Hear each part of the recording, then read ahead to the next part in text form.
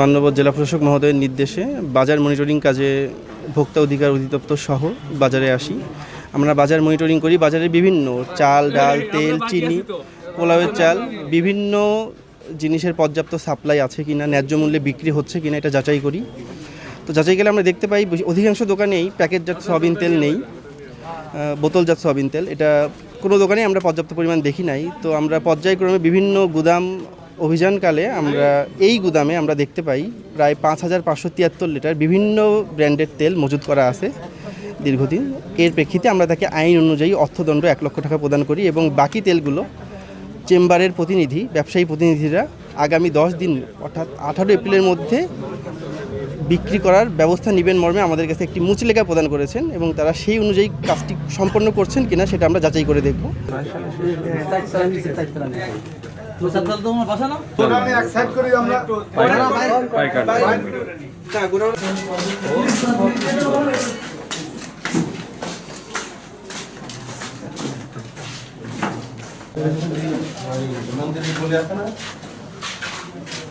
মন্দিরের গলি মন্দির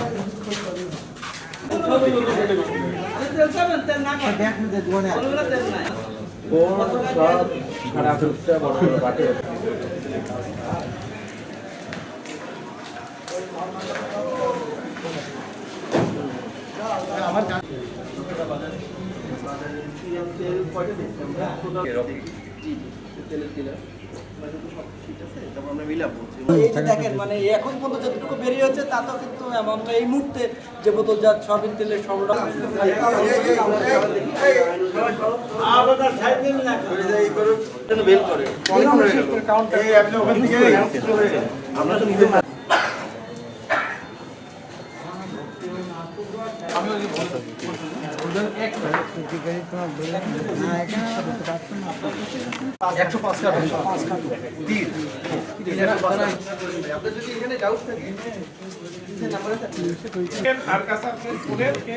বিগত আমলে